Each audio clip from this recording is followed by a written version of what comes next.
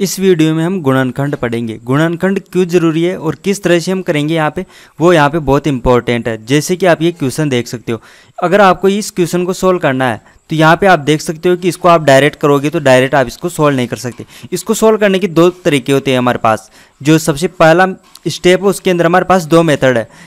ये जो डिनोमिनेटर में आपको यहाँ पे दिख रहा है s⁻² - 4s + 13, ये जो फंक्शन आपको ये दिख रहा है, या तो इसके क्या होना चाहिए, गुणनखंड होना चाहिए। पहला तरीका तो यह, और दूसरा तरीका ये है कि ये परफेक्ट x² में बदल जाए, यानी कि इसको हम पूर्ण वर्ग में बदल सके। तो ये हमारे पास दो तरीके हैं कि ये जो हमारे पास यहाँ पे डिवाइड हो रखा है जिस फंक्शन से, उस फंक्शन के या तो हमें गुणनखंड करना है या इसको परफेक्ट x² में चेंज करना है। तो आप इसको यहाँ पे देख सकते हो, गुणनखंड कर सकते हो या नहीं कर सकते हो, ये तो क्वेश्चन पे निर्भर करता है। जैसे कि ये जो क्वेश्चन है इसमें इसके हम गुणनखंड नहीं करते, गुणनखंड नहीं कर सकते, तो इसके लिए हम क्या करेंगे, परफेक्ट x² बनाएंगे। वो कैसे बनाएंगे तो वो भी मैं अभी आपको आगे बताने वाला हूँ। तो सबसे पहले हम देखते हैं कि गुणनखंड कैसे कैसे कर सकते हैं हम।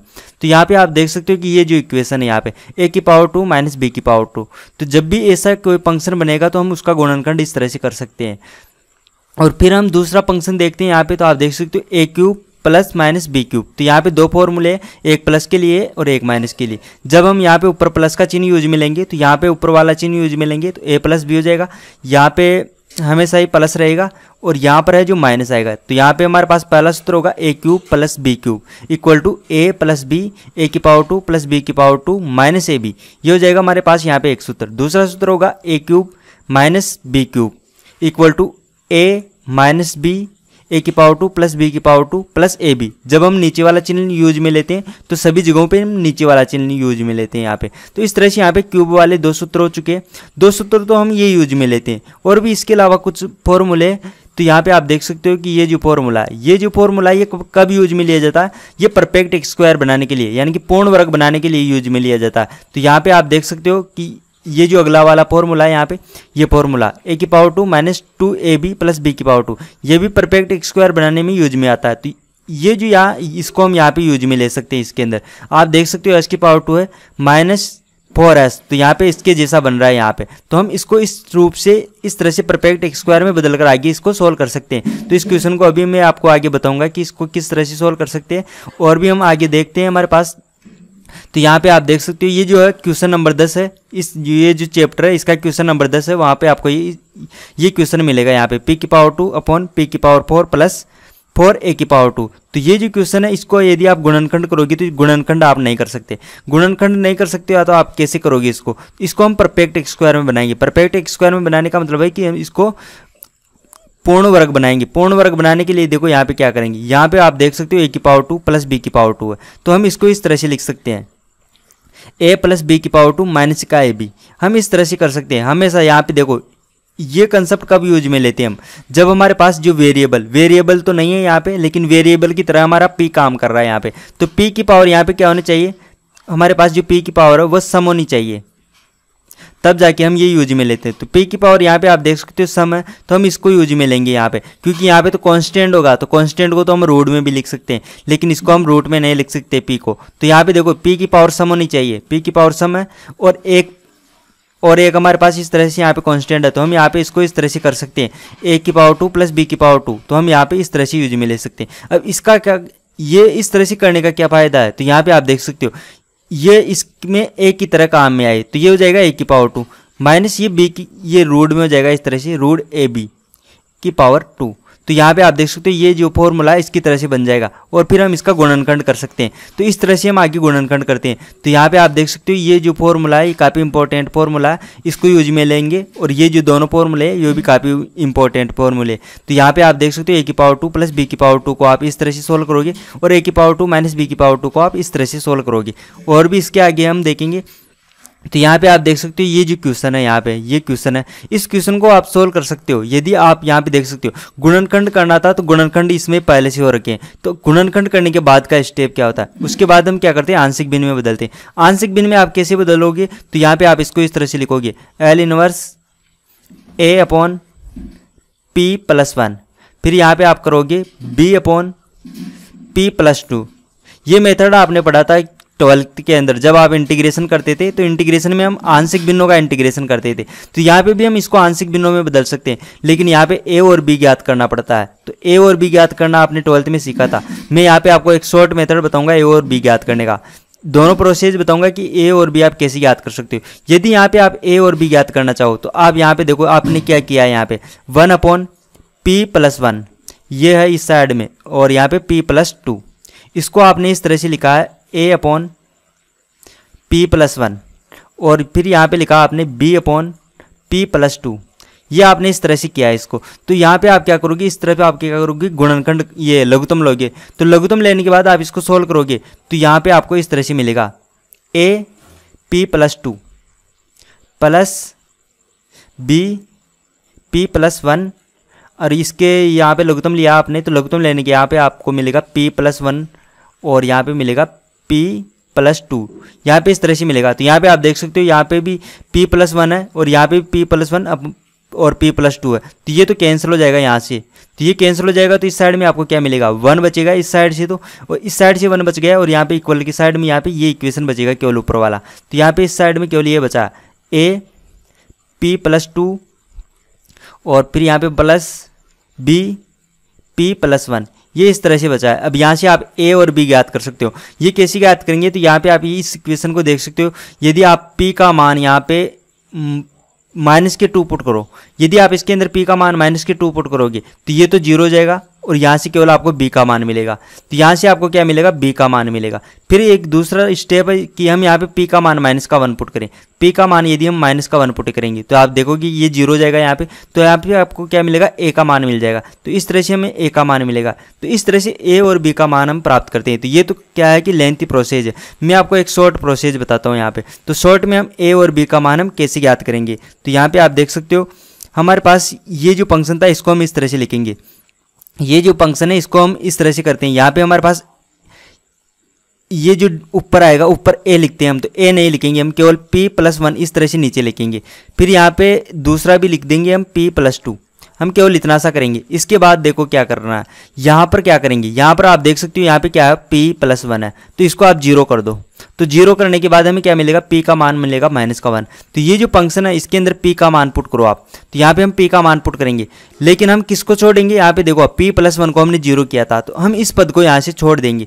इसको छोड़ने के बाद यहाँ पे क्या बचा, p+2। तो p+2 के अंदर आपको क्या रखना, माइनस का रखना है यहाँ पे। तो यहाँ पे आप -1 रखोगे तो यहाँ पे क्या आएगा, केवल 1 आएगा। तो यहाँ पे इसका जो गुणांक है वो क्या हो गया, 1 हो गया। तो इसको आप यहाँ पे 1 लिखोगे। फिर यहाँ पे इसको ज्ञात करोगे, तो यहाँ पे आपको दिख रहा है p+2, तो इसको आप 0 पुट करोगे, तो यहाँ पे आपको p का मान मिलेगा 2, p का मान मिलेगा -2। तो आप यहाँ पे देखो इसके अंदर तो आप मान नहीं रखना है क्योंकि इसको तो हमने 0 कर दिया। तो p का मान आप यहाँ पे रखोगे, यहाँ पे p का मान -2 रखेंगे तो यहाँ पे आएगी वैल्यू आपको -1। तो आप यहाँ पे रखोगे -1, तो यहाँ पे माइनस की वजह से तो माइनस का चिन्ह आ जाएगा और 1 हो गया इस तरह से। तो आप इसको इस तरह से कर सकते हो, और ये लाप्लास इनवर्स ऐसे कैसे आ गया, और इसको हमने इस तरह से कर दिया। अब आप इसको सोल्व कर सकते हो, क्योंकि ये माइनस का है तो इसको आप 2 पार्ट में कर सकते हो, एक तो इसके साथ में, एक इसके साथ में, और इसको अब आगे आप सोल्व कर सकते हो। तो हम इस तरह से इसको आगे सोल्व कर सकते हैं। तो यहाँ पे आप देख सकते हो ये जो क्वेश्चन है, अगर हम इसको सोल्व करना चाहिए तो इसको सोल्व करने के लिए हम क्या करेंगे, लाप्लास इनवर्स के लिए हम क्या करेंगे, इसको आंशिक भिन्नों में बदलेंगे। तो इसको आंशिक भिन्नों में बदलेंगे तो यहाँ पे तो मैंने आपको शॉर्ट मेथड समझाया था, वो शॉर्ट मेथड यहाँ पे नहीं लगेगा। यहाँ पे क्यों नहीं लगेगा, क्योंकि यहाँ पे आप देखो, यहाँ पे आप देख सकते हो यहाँ पे p की पावर 1 है, यहाँ पे p की पावर 1, इसके अंदर भी सेम है, पावर तो 1 ही है, लेकिन यहाँ पे आप देख सकते हो इसके ये जो पूरा फैक्टर है इसकी पावर भी 1 है। यहाँ पे भी आप देख सकते हो इसका जो पूरा फैक्टर है इसकी पावर 1 है। तो यहाँ पे आप देख सकते हो ये जो पूरा फैक्टर है इसकी पावर तो 1 है, लेकिन यहाँ पे देख सकते हो इसकी पावर 2 है। तो जब भी पावर ज़्यादा हो जाएगी,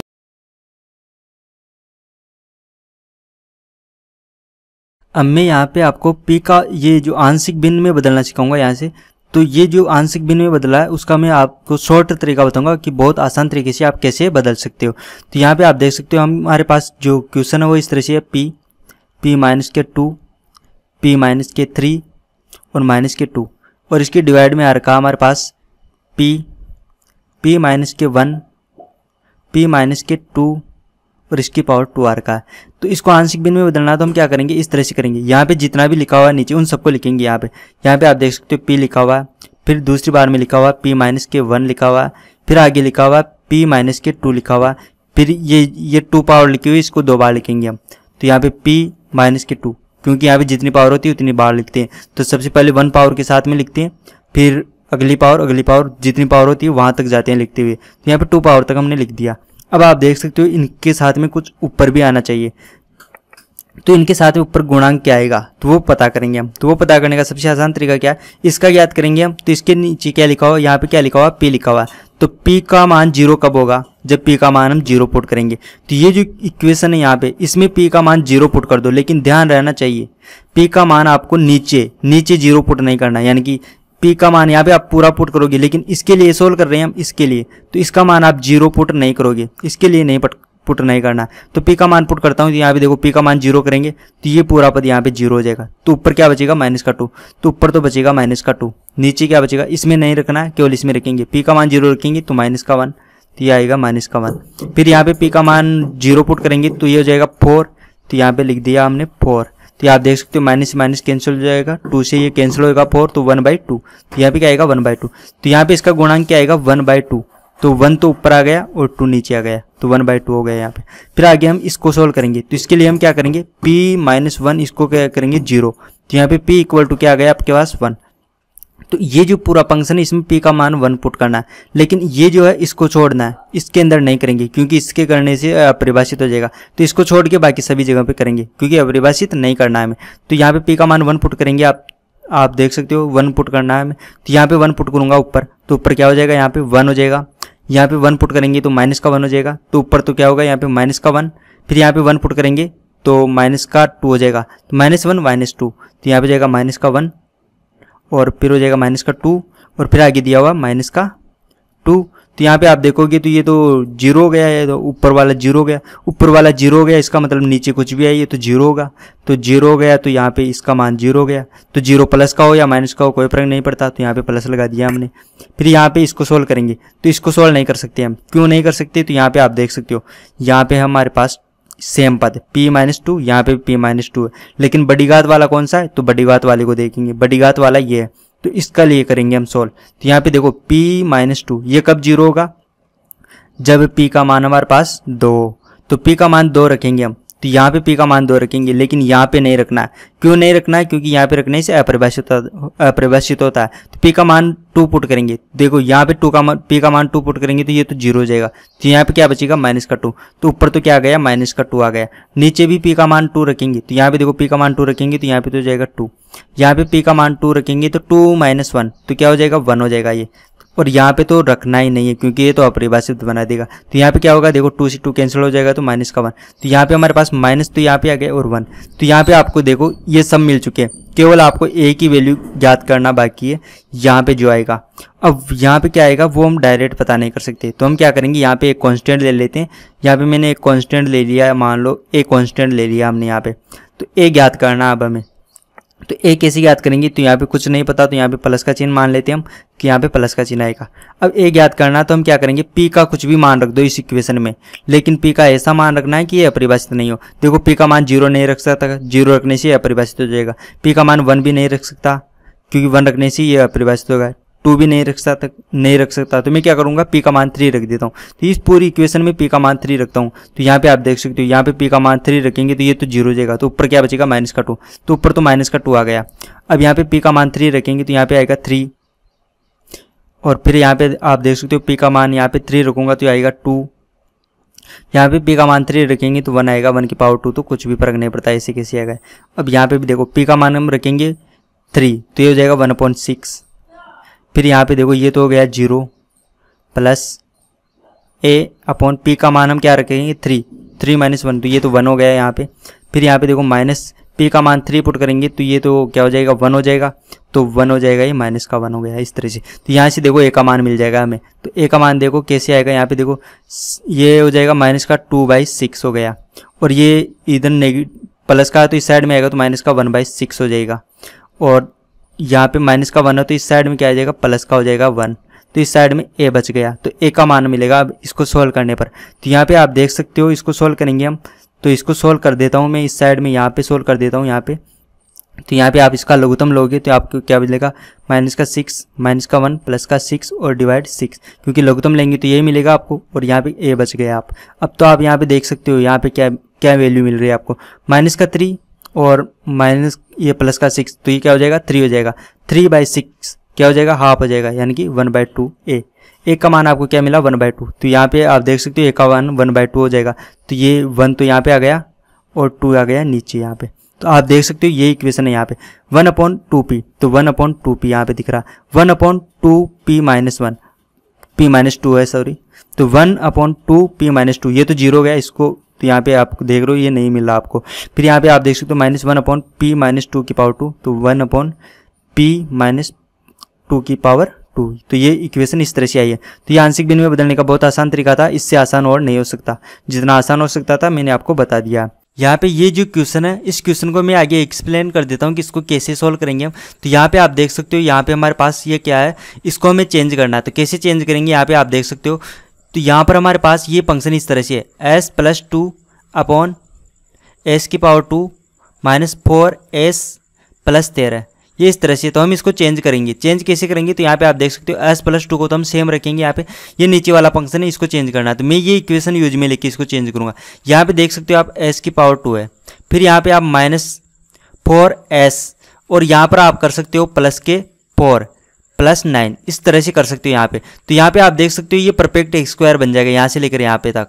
यहाँ पे आपको क्या दिख रहा है, ये इस तरह से दिख रहा है a-b⁻2। तो यहाँ पे आप देख सकते हो यहाँ पे इसको मैं आगे इस तरह से लिख सकता हूँ। तो यहाँ पे ऊपर तो s+2 है और नीचे क्या हो जाएगा यहाँ पे s-2 हो जाएगा, s-2 तो आप इसको ओपन करोगे तो आपको यही मिलेगा s⁻2, यानी कि s⁻2 हो जाएगा।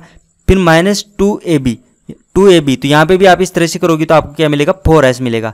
फिर यहाँ पे +b⁻2, तो यहाँ पे देखो 2 होगी तो यहाँ पे 4 हो जाएगा, और ये +9 है तो आप इसको इस तरह से लिख सकते हो 3/2। अब तो इसको आगे सोल्व कर सकते हो। इसको आगे कैसे सोल्व करेंगे, तो ये जो क्वेश्चन है ये क्वेश्चन मैंने लिया है, आपको एग्जाम्पल में मिल जाएगा ये क्वेश्चन, कहीं ना कहीं एक एग्जाम्पल सोल्व करेंगे तो उस एग्जाम्पल में मिलेगा। ये हो सकता है शायद एग्जाम्पल नंबर 9 हो सकता है, तो एग्जाम्पल नंबर 9 के अंदर शायद ये क्वेश्चन हो सकता है। तो आप वहाँ पे इसको आगे देख सकते हो कि और इसको आगे हम कैसे सोल्व करेंगे। तो मैं आपको बता तो देता हूँ कि यहाँ पे हम क्या करेंगे, यहाँ पे आप माप परिवर्तन प्रगुण यूज में लेना, तो उसकी सहायता से हम इसको आगे सोल्व करते हैं। तो एग्जाम्पल में आप देख लेना, एग्जाम्पल में मैंने इसको पूरा सोल्व किया है। अगर आपको हमारे वीडियो से हेल्प हो रही है तो हमारे यूट्यूब चैनल को सब्सक्राइब कीजिए, और आपको फिजिक्स, केमिस्ट्री, मैथ, बायो या किसी भी कॉम्पिटिटिव एग्ज़ाम के PDF नोट्स चाहिए तो आप हमारा ऐप डाउनलोड कर सकते हो। ऐप हमारा क्यूरियोसिटी फाउंडेशन नाम से प्ले स्टोर पर मिल जाएगा, या हमारे चैनल पे कितने जो भी वीडियो है उसकी डिस्क्रिप्शन बॉक्स में जाइए, वहाँ पे आपको हमारे ऐप का लिंक मिल जाएगा, वहाँ से भी आप डाउनलोड कर सकते हो। तो आप हमारे ऐप को डाउनलोड कीजिए, हमारे यूट्यूब चैनल को सब्सक्राइब कीजिए और वीडियो को शेयर कीजिए अपने फ्रेंड्स के साथ।